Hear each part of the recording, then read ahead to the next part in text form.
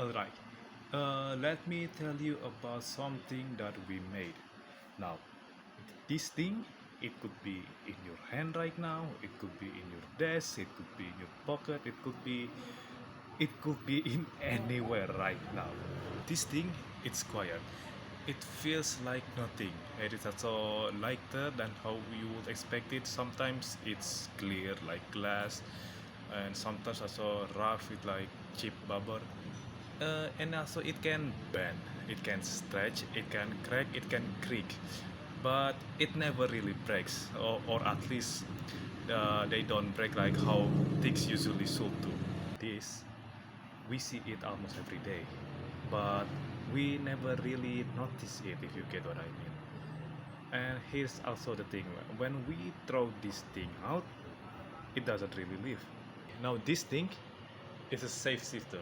It can be a bottle, it can be a wrapper, it can be a comb, it can be a chair, it can be fake plants, and it can also be, well, it can be anything that have a shape.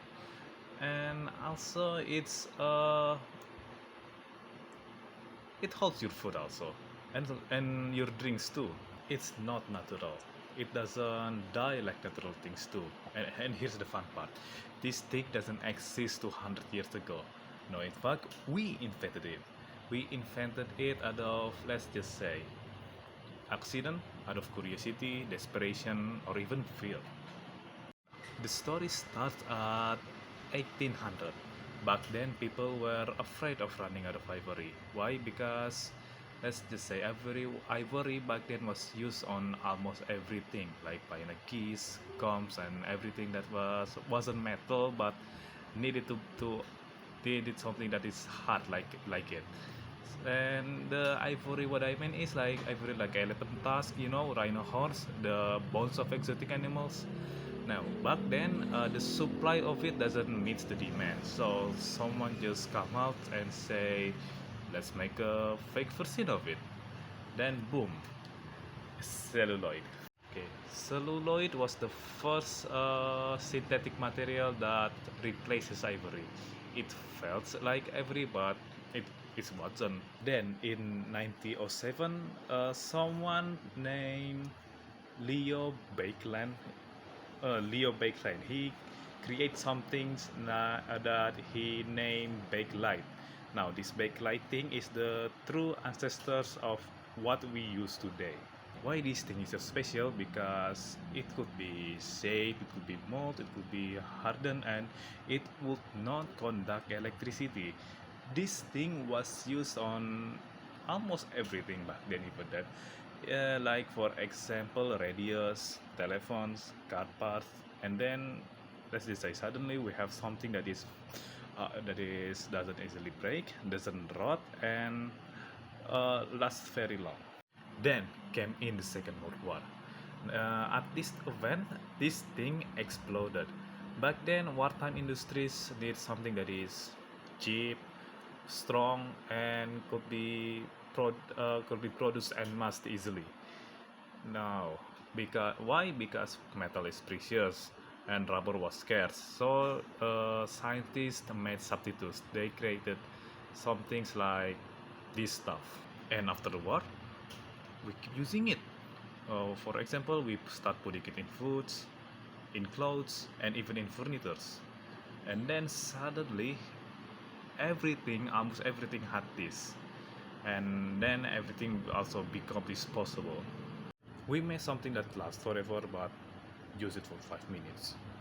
A bag that's used once, a straw that is thrown away after a single sip, and a wrapper that was in your hands for 5 seconds before you throw it. But it will live in a landfill or the ocean for centuries. And this is where things get dark. This thing doesn't go away.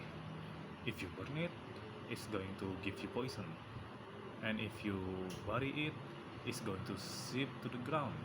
And then if you try to throw it on the ocean, it's gonna travel for God knows how much kilometers. It breaks into smaller pieces, but never really disappears.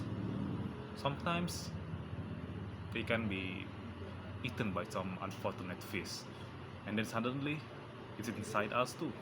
We made it. We loved it, and we used it without thinking. And now we are living inside the mess it makes. But it's not evil. That's the thing of it. In fact, it at least saved life and it made the modern world possible. But now it's everywhere. Too much of it. You look around your room right now, you can almost see it everywhere. It's either in your desk, as a pen, perhaps, or as a snack that the box came in from. It's you don't think twice about it, and that's the trap. It's invisible but eternal. Let we might as well we say we have created immortality just for it to be complex. This thing is very long lasting.